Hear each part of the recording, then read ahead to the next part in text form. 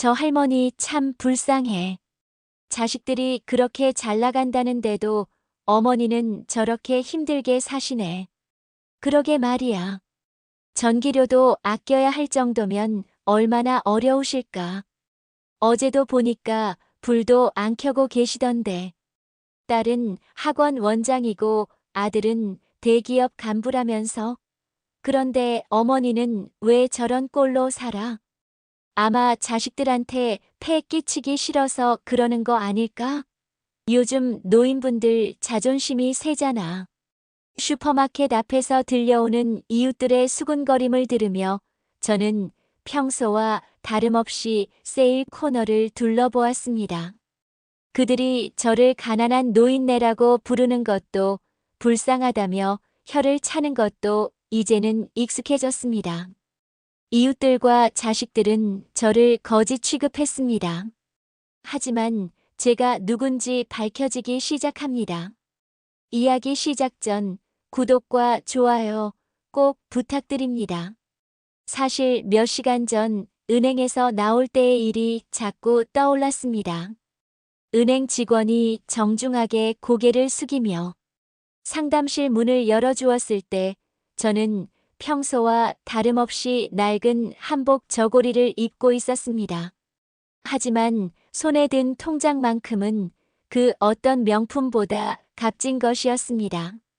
수십억 원이라는 숫자가 적힌 잔고 확인서를 조심스럽게 접어 가방에 넣으며 문득 지금까지의 삶이 주마등처럼 스쳐 지나갔습니다.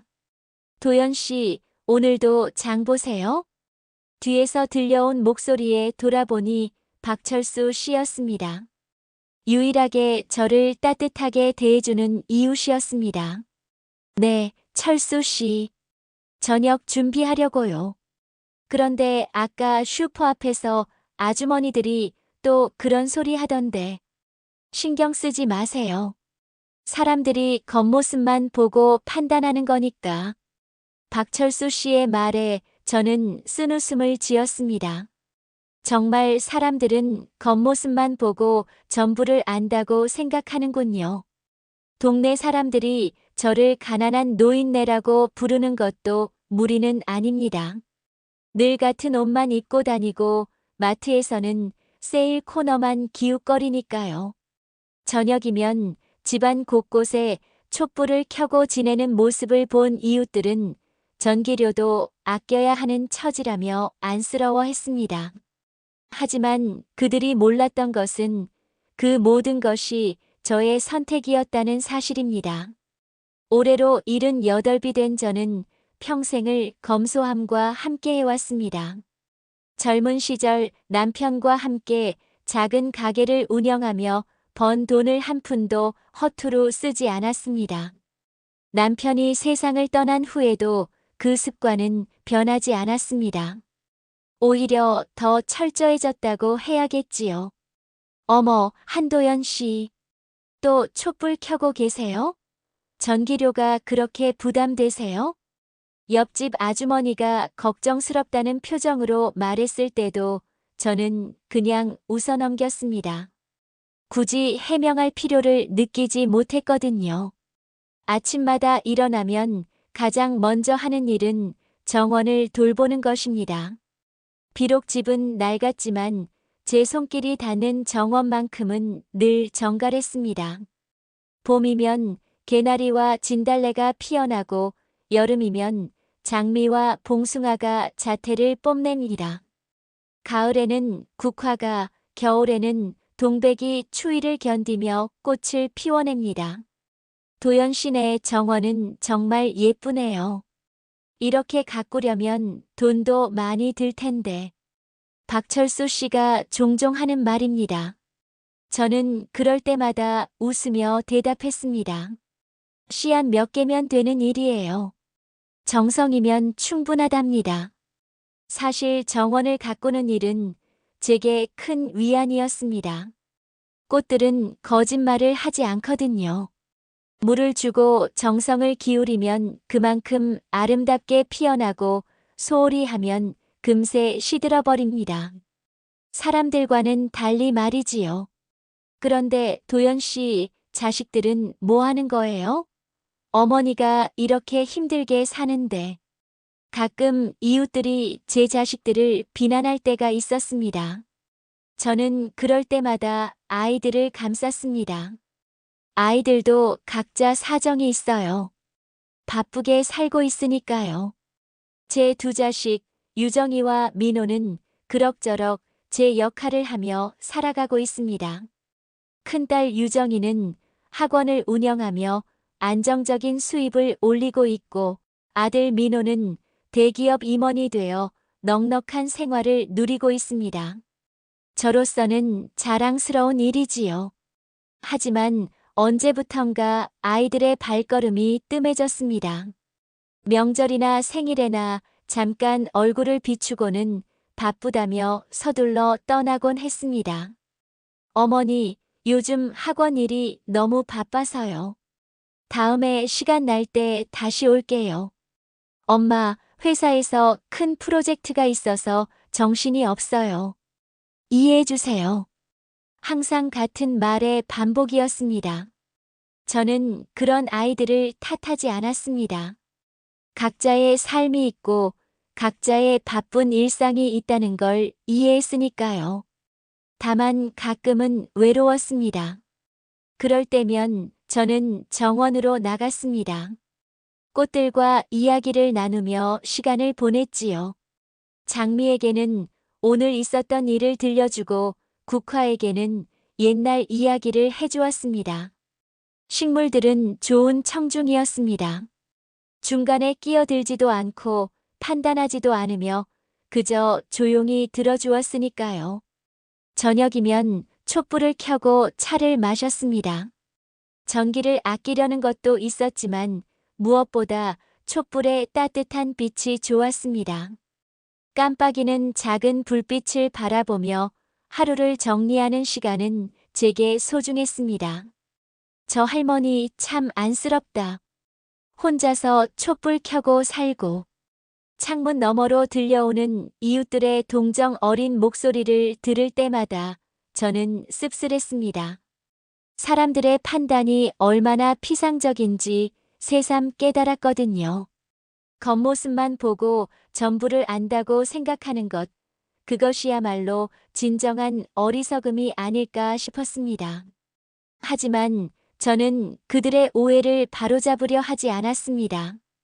굳이 제 재산이 얼마나 되는지, 왜 이런 생활을 선택했는지 설명할 필요를 느끼지 못했거든요. 오히려 이런 상황이 제게는 유리했습니다.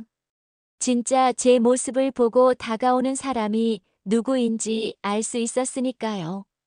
박철수 씨는 그런 몇 안 되는 사람 중 하나였습니다. 그는 제가 가난하다고 생각하면서도 항상 따뜻하게 대해주었습니다. 무거운 짐이 있으면 대신 들어주고 정원 일을 도와주기도 했습니다. 대가를 바라지 않는 순수한 마음으로 말이지요. 도연 씨, 오늘 날씨가 좋으니 화분 좀 옮겨드릴까요? 고맙습니다, 철수 씨. 혼자서는 힘들었는데. 그런 대화를 나누며 보내는 시간들이 저에게는 진정한 위안이었습니다. 돈으로 살 수 없는 소중한 것들이었지요. 밤이 깊어가면 저는 서재에 앉아 주식 시황을 확인했습니다.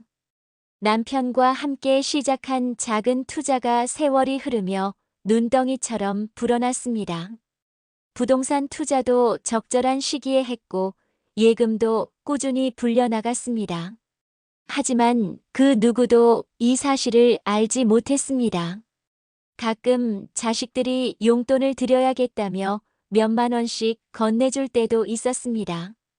저는 그런 마음이 고마워 받기는 했지만 정작 필요할 때 도움을 요청하면 어떨지 궁금했습니다. 그래서 저는 작은 시험을 해보기로 했습니다. 자식들의 진심을 확인해보는 시험을요. 큰딸 유정이가 학원 원장이 된 것은 벌써 10년 전의 일입니다. 처음에는 작은 보습학원에서 시작했지만 성실함과 노력으로 지금은 제법 규모 있는 종합학원을 운영하고 있습니다.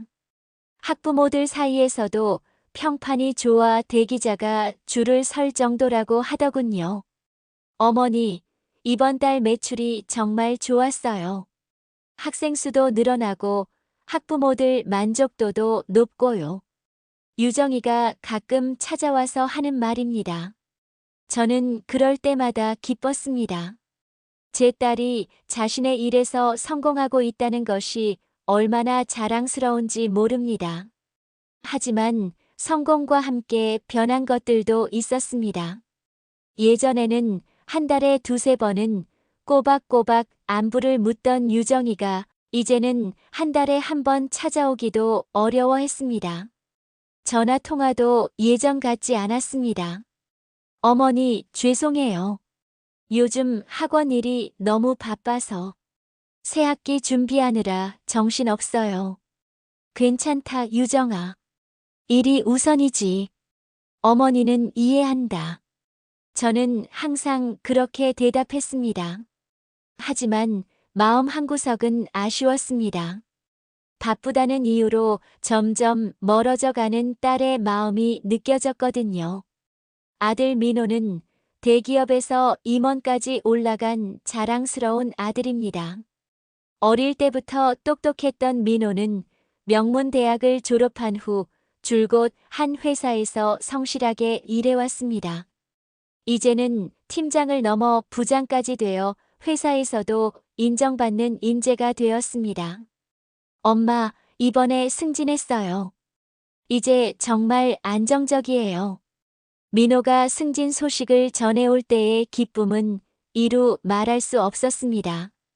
제가 힘들게 키운 아들이 사회에서 인정받는다는 것, 그보다 뿌듯한 일이 어디 있을까요? 민호는 새 집도 장만했습니다. 강남의 아파트라며 자랑스럽게 이야기하더군요. 아내와 아이들과 함께 넓은 집에서 여유롭게 지내고 있다고 했습니다. 엄마도 한번 놀러 오세요. 아파트가 정말 좋아요. 한강도 보이고요. 민호의 초대에 한번 다녀온 적이 있습니다. 정말 멋진 집이었습니다. 인테리어도 고급스럽고 가전제품도 최신형이었습니다. 며느리가 차려준 음식도 맛있었고 손자 손녀들도 예뻤습니다. 하지만 그 집에서 하루를 보내며 느낀 것은 묘한 어색함이었습니다. 모든 것이 완벽해 보였지만 어딘가 따뜻함이 부족한 것 같았습니다. 민호는 집에 있는 동안에도 계속 휴대폰을 보며 회사 일을 처리했고 며느리는 바쁘게 집안일을 했습니다. 아이들은 각자 스마트폰이나 게임기에만 빠져 있었습니다. 할머니, 저희 바빠서 많이 못 챙겨드려 죄송해요. 며느리가 미안하다며 한 말이었지만 저는 오히려 민망했습니다. 하룻밤 자고 가는 게 그렇게 부담스러운 일이었나 싶어서요. 두 아이 모두 경제적으로는 넉넉하게 살고 있었습니다. 걱정할 것 하나 없는 안정적인 생활을 누리고 있었죠. 그런데 이상하게도 저와의 시간은 점점 줄어들었습니다. 명절 때도 마찬가지였습니다. 추석이나 설날에 모처럼 모이면 예전처럼 도란도란 이야기를 나누기보다는 급히 인사만 하고 각자 할 일이 있다며 서둘러 자리를 떴습니다. 어머니, 오늘 저녁에 중요한 미팅이 있어서요. 먼저 가봐야겠어요. 어머니, 아이들 학원 시간이 있어서 다음에 더 오래 있을게요. 늘 그런 식이었습니다. 저는 그럴 때마다 웃으며 보내주었지만 마음이 허전했습니다. 언제부턴가 제가 아이들에게는 의무감으로 만나야 하는 존재가 되어버린 것 같았거든요. 가끔 동네 아주머니들과 이야기할 때면 부러워하는 소리를 들었습니다. 도연 씨는 참 복 받으셨어요. 자식들이 다 성공해서 말이에요. 그러게요. 딸은 학원 원장이고 아들은 대기업 임원이라니 얼마나 자랑스러우세요? 저는 그럴 때마다 애매하게 웃었습니다. 물론 자랑스럽긴 했습니다. 하지만 성공한 자식이 반드시 효자, 효녀는 아니라는 것도 알게 되었거든요. 어느 날 유정이가 전화를 걸어왔습니다. 어머니, 학원 리모델링을 하려고 해요. 시설을 더 좋게 만들어서 학생들을 더 많이 받을 계획이에요. 그래, 좋은 일이구나. 그런데 비용이 만만치 않아서요. 은행 대출도 받고 그래야 할 것 같아요. 저는 그 말을 듣고 잠시 생각에 잠겼습니다. 딸이 도움을 요청하는 건가 싶었거든요. 하지만 유정이는 끝까지 직접적으로 도움을 요청하지는 않았습니다. 그저 힘들다는 이야기만 했을 뿐입니다. 민호도 마찬가지였습니다. 승진은 했지만 그만큼 책임도 무거워졌다며 스트레스를 호소했습니다. 엄마, 요즘 정말 힘들어요. 회사에서 담당하는 프로젝트가 너무 커서 실패하면 큰일 나거든요. 그래도 우리 민호니까 잘할 거야. 걱정 마라. 감사해요, 엄마. 그런데 정말 부담이 커요. 집 대출도 있고 아이들 교육비도 만만치 않고 이렇게 어려운 이야기만 하면서도 정작 도움이 필요할 때 연락하는 일은 거의 없었습니다. 오히려 저를 걱정하는 척 몇만 원씩 용돈을 주곤 했습니다. 어머니, 이거 조금이지만 드세요. 용돈으로 쓰시고요. 괜찮다, 유정아. 어머니는 필요한 게 없어. 그래도요.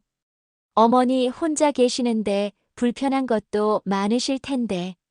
딸의 마음은 고마웠지만 한편으로는 씁쓸했습니다. 정작 제가 어떤 사람인지, 어떤 생각을 하며 사는지에 대해서는 관심이 없어 보였거든요. 그러던 어느 날 저는 문득 궁금해졌습니다. 만약 제가 정말로 도움이 필요한 상황이 생긴다면 이 아이들은 어떻게 할까? 바쁘다는 핑계로 외면할까? 아니면 진심으로 도와줄까? 그 궁금증이 커질수록 저는 한 가지 시험을 해보고 싶어졌습니다. 아이들의 진짜 마음을 확인해보는 시험을요. 밤마다 서재에 앉아 통장을 정리하며 생각에 잠겼습니다.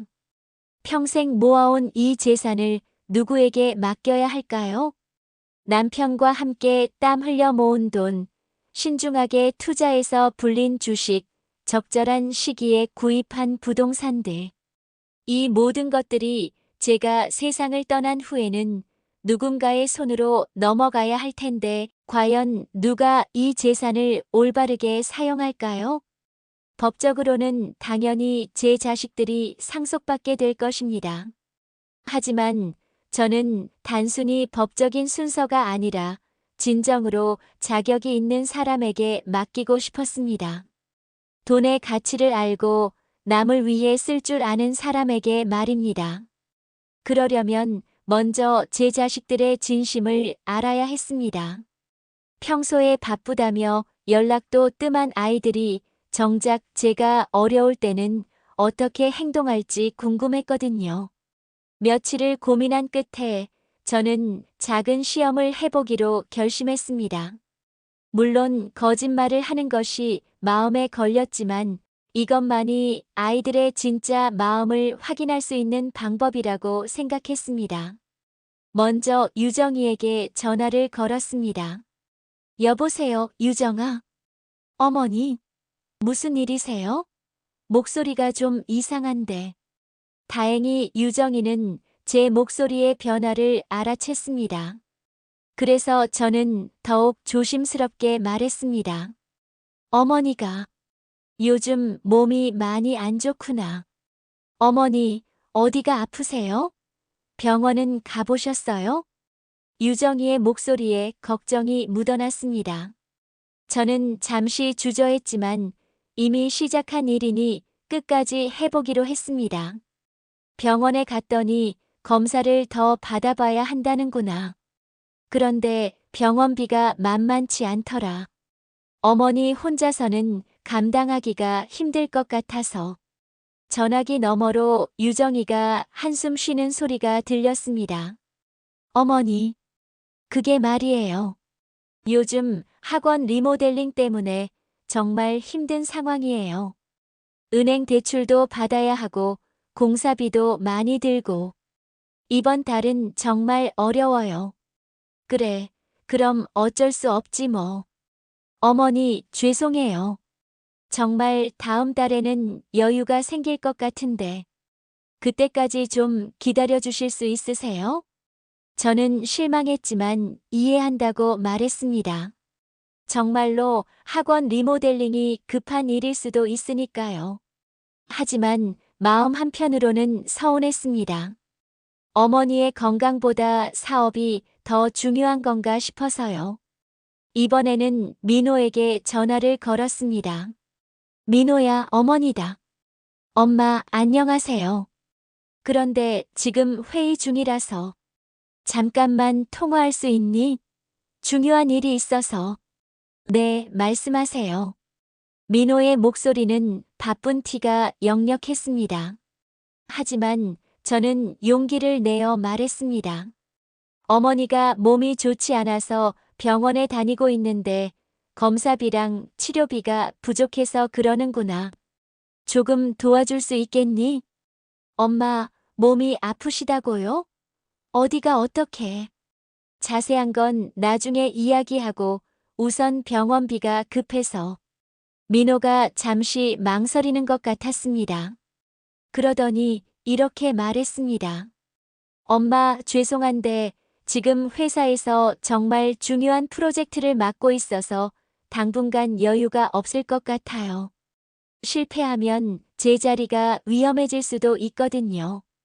그래, 알겠다. 그리고 집 대출이랑 아이들 교육비 때문에 정말 빠듯해요. 엄마도 아시잖아요. 요즘 애들 교육비가 얼마나 많이 드는지. 괜찮다, 민호야. 어머니가 알아서 할게. 엄마, 정말 죄송해요. 조금만 기다려주시면 나중에 꼭. 저는 더 이상 듣고 싶지 않아서 전화를 끊었습니다. 두 아이 모두 똑같았습니다. 어머니가 아프다는 말에는 걱정하는 척했지만 돈이 필요하다고 하자 바로 핑계를 댔습니다. 학원 리모델링, 회사 프로젝트, 집 대출, 교육비. 모두 그럴듯한 이유들이었지만 결국 어머니보다는 자신들의 일이 더 중요하다는 뜻이었습니다. 그날 밤 저는 정원에 나가 앉았습니다. 달빛 아래서 조용히 피어있는 꽃들을 바라보며 깊은 생각에 잠겼습니다. 제가 너무 큰 기대를 했던 걸까요?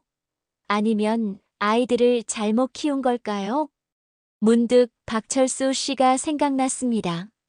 오늘 오후에도 정원에 물을 주고 있는 저를 보고 도와주겠다며 나서던 분이었습니다. 저를 가난한 할머니라고 생각하면서도 늘 친절하게 대해주는 분이었죠. 혹시 박철수 씨라면 어떻게 했을까? 저는 궁금해졌습니다. 그래서 며칠 후 박철수 씨에게도 같은 이야기를 해보았습니다. 철수 씨, 사실 요즘 몸이 좀 안 좋아서 병원을 다니고 있어요. 어머, 그래요? 어디가 아프세요? 심각한 건 아니죠? 박철수 씨의 목소리에는 진짜 걱정이 묻어 있었습니다. 검사를 더 받아봐야 하는데 병원비가 좀 부담이 되어서요. 그럼 제가 도와드릴까요? 얼마나 필요하세요? 박철수 씨는 주저하지 않고 바로 도움을 제안했습니다. 자신도 넉넉하지 않은 처지라는 걸 저는 잘 알고 있었는데도 말입니다. 아니에요, 괜찮습니다. 그냥 걱정되어서 말씀드린 거예요. 무슨 말씀이에요? 이웃끼리 도와야죠. 정 안 되면 제가 아는 의사 선생님께 부탁해서라도. 박철수 씨는 끝까지 도우려고 했습니다. 저는 그 순간 무엇이 진짜 마음인지 확실히 알 수 있었습니다. 그날 밤 저는 결심했습니다. 혈연이라고 해서 무조건 믿을 수 있는 것은 아니구나. 진짜 중요한 것은 마음이구나. 돈 때문에 찾아오는 사람이 아니라 진심으로 저를 아끼는 사람에게 제 마지막을 맡기고 싶다고 말입니다. 수십억 원의 재산을 어떻게 처리할지 이제 마음이 정해졌습니다. 그날도 저는 평소와 다름없이 낡은 한복 저고리를 입고 은행으로 향했습니다. 오늘은 재산 정리를 위해 좀 더 구체적인 상담이 필요했거든요. 마침 월말이라 은행에는 사람들이 많았고 저는 조용히 대기 번호표를 뽑고 기다렸습니다. 78번 고객님, 상담실로 오세요. 안내 방송이 나오자 저는 서류 가방을 들고 상담실로 향했습니다. 그때 뒤에서 수근거리는 소리가 들렸습니다. 저 할머니도 참, 뭔 일로 은행에 오셨을까? 돈도 없으실 텐데 무슨 상담을 받으시려나? 저는 그런 시선들을 느끼며 상담실 문을 열었습니다. 김 과장이라는 분이 정중하게 인사를 건넸습니다. 어르신, 오늘은 어떤 업무로 오셨나요? 재산 정리 관련해서 상담을 받으려고 합니다. 김 과장은 잠시 당황한 표정을 지었습니다. 아마 제 차림새와 재산 정리라는 단어가 어울리지 않는다고 생각했나 봅니다. 아, 네, 그럼 먼저 신분증과 관련 서류를 확인해 보겠습니다. 저는 준비해온 서류들을 차례로 내밀었습니다. 통장들, 주식 계좌, 부동산 등기부등본. 김 과장의 표정이 점점 놀라움으로 변해갔습니다. 이게 모두 어르신 명의입니까? 네, 그렇습니다. 김 과장은 서류들을 꼼꼼히 확인하더니 컴퓨터를 두드리기 시작했습니다. 그리고 잠시 후 그의 얼굴에는 믿을 수 없다는 표정이 떠올랐습니다. 어르신, 총 자산이 상당하시네요. 혹시 이런 큰 금액을 어떻게 정리하실 계획이신지. 저는 차분하게 제 계획을 설명했습니다. 일부는 사회복지재단에 기부할 것이고 일부는 진심으로 저를 도와준 분에게 감사의 마음으로 전하고 싶다고 말했습니다. 정말 훌륭한 결정이십니다. 그런데 자녀분들은 어떻게 생각하실지 자식들에게는 아직 말하지 않았습니다. 때가 되면 알게 될 것입니다. 상담이 끝나고 저는 필요한 서류들을 정리해서 가방에 넣었습니다. 김 과장은 일어나서 정중하게 인사했습니다. 어르신, 오늘 상담 감사했습니다. 필요하시면 언제든 연락 주세요. 상담실 문을 나서는 순간 대기실에 있던 사람들의 시선이 일제히 저에게 쏠렸습니다. 김 과장이 상담실 밖까지 나와서 공손히 인사하는 모습을 본 것이죠. 어르신, 조심히 가세요. 다음에 또 뵙겠습니다. 저는 고개를 끄덕이며 은행을 나섰습니다. 그런데 뒤에서 웅성거리는 소리가 들렸습니다. 저 할머니가 왜 저렇게 대접받으시지? 과장님이 직접 나와서 인사하시네. 혹시 돈이 많으신 분인가? 집으로 돌아가는 길에 슈퍼 앞을 지나게 되었습니다. 평소 이곳에서 저를 수군거리던 아주머니들이 보였습니다. 어머, 도연 씨. 오늘 은행 다녀오셨어요? 네, 볼 일이 있어서요. 그런데 아까 우리 남편이 은행에서 봤다는데 과장님이 정말 정중하게 대해드리던데요. 저는 가볍게 웃으며 대답했습니다. 그냥 친절하신 분이신 것 같아요. 하지만 그 아주머니는 계속 궁금해했습니다. 도연 씨, 혹시 돈을 많이 가지고 계신 건 아니죠? 평소에 그렇게 검소하게 사시는데. 아니에요. 그냥 평범한 노인일 뿐입니다. 저는 그 자리를 벗어나 집으로 향했습니다. 하지만 그 아주머니의 호기심은 거기서 끝나지 않았나 봅니다. 며칠 후 동네에 이상한 소문이 돌기 시작했습니다. 도연 씨가 은행에서 엄청 대접받으시더라. 과장님이 직접 나와서 인사까지 하시고, 혹시 우리가 모르는 사이에 큰 돈을 가지고 계시는 건 아닐까? 소문은 꼬리에 꼬리를 물고 번져갔습니다. 마트 계산대에서, 버스 정류장에서, 동네 곳곳에서 저에 대한 이야기가 오갔습니다. 그러고 보니 도연 씨네 정원은 항상 잘 가꿔져 있었지. 아무리 검소해도 그 정도로 꽃을 키우려면 돈이 들 텐데. 혹시 일부러 가난한 척 하신 건 아닐까? 그런 소문들이 결국 제 자식들 귀에까지 들어갔습니다. 유정이가 먼저 전화를 걸어왔습니다.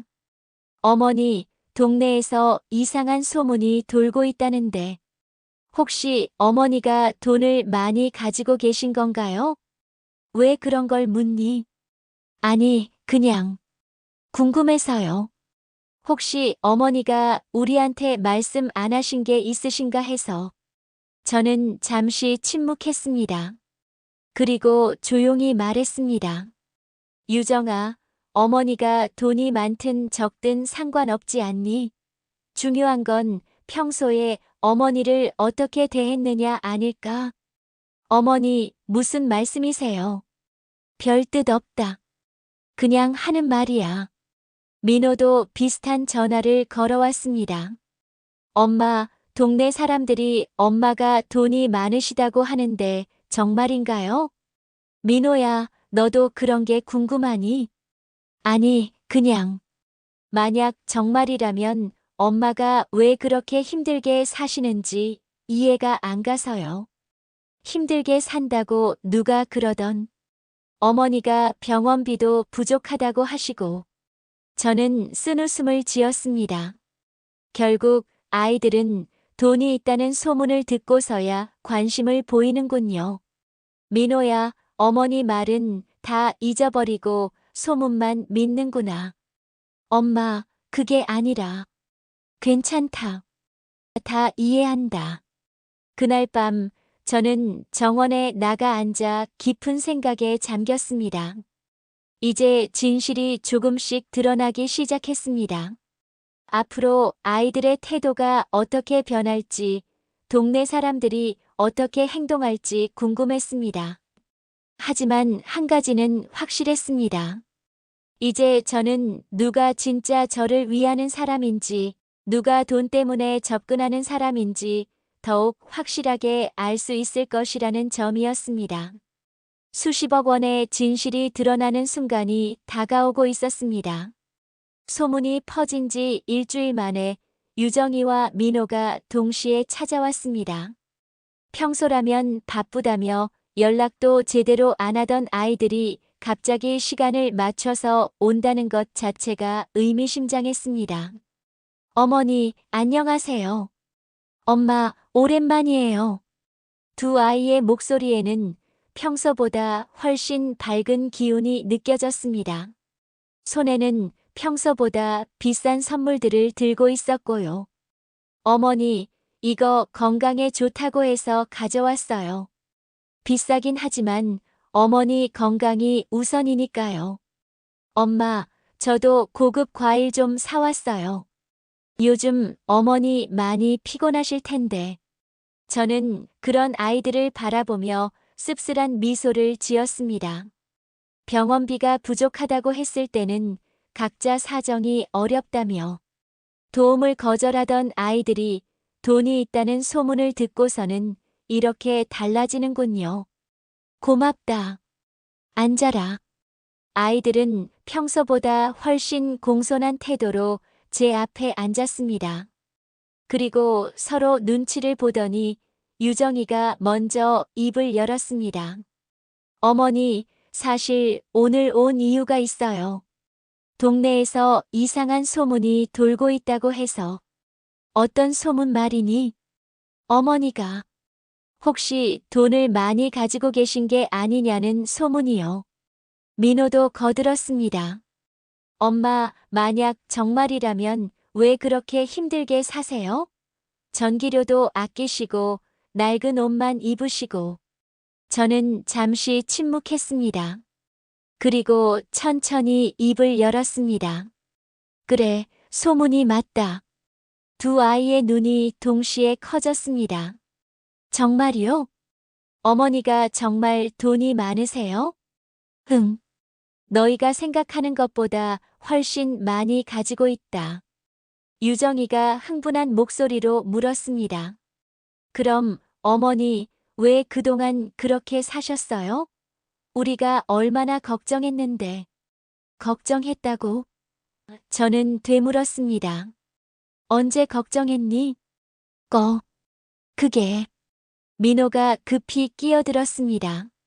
엄마, 우리가 바빠서 자주 못 찾아뵈었지만 항상 걱정하고 있었어요. 그런데 엄마가 그렇게 어려우실 줄은 몰랐어요. 어려워하는 척 했다는 뜻이니? 아니요. 그게 아니라. 저는 아이들의 당황하는 모습을 보며 마음이 더욱 확고해졌습니다. 얼마나 가지고 있는지 궁금하지? 두 아이가 고개를 끄덕였습니다. 주식, 부동산, 예금 합쳐서 수십억 원 정도 된다. 수십억 원? 유정이와 민호가 동시에 외쳤습니다. 그들의 얼굴에는 믿을 수 없다는 표정과 함께 묘한 기대감이 스쳐 지나갔습니다. 어머니, 그럼 이제 편하게 사세요. 좋은 집으로 이사도 가시고 좋은 옷도 사 입으시고. 맞아요, 엄마. 우리도 이제 안심이에요. 어머니가 그렇게 많은 돈을 가지고 계시다니. 저는 그런 아이들을 차분히 바라보았습니다. 그런데 말이다. 아프다고 했을 때는 왜 도와주지 않았니? 두 아이의 표정이 굳어졌습니다. 그때는 정말 상황이 어려웠어요. 어머니가 이렇게 돈이 많이 있는 줄 몰랐으니까요. 아, 그래.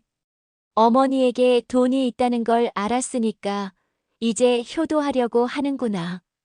어머니, 그런 뜻이 아니에요. 하지만 저는 이미 마음을 정했습니다. 아이들아, 이 돈을 누구에게 줄지 이미 정했다. 네. 누구에게요?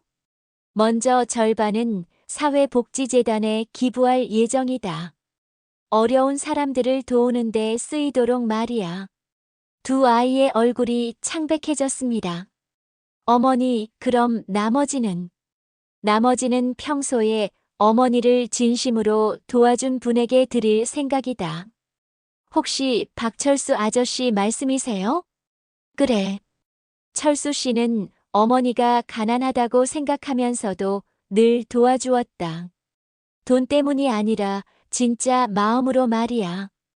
유정이가 급하게 말했습니다. 어머니, 그래도 우리는 자식이잖아요. 법적으로도.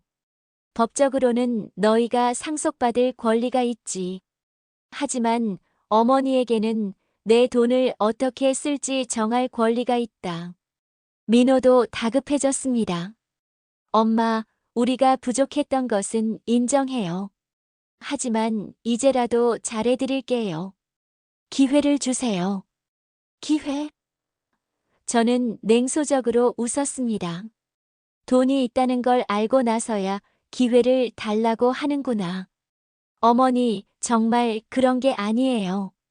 우리도 어머니를 사랑해요. 사랑한다면 왜 어머니가 아플 때 외면했니? 왜 바쁘다며 안부도 제대로 묻지 않았니? 두 아이는 할 말을 잃었습니다. 저는 일어나서 서재로 가서 서류들을 가져왔습니다. 이미 변호사와 상담도 마쳤다. 기부 절차도 진행 중이고 철수 씨에게 드릴 부분도 정리했다. 어머니, 제발 다시 생각해 주세요. 엄마, 우리가 잘못했어요. 용서해 주세요. 하지만 저는 이미 결심을 굳혔습니다. 너희들은 각자 성공했고 잘 살고 있잖니. 더 이상 어머니의 도움이 필요 없을 거야. 어머니. 그리고 말이다. 진짜 효도는 돈이 있을 때 하는 게 아니라 평소에 하는 거란다.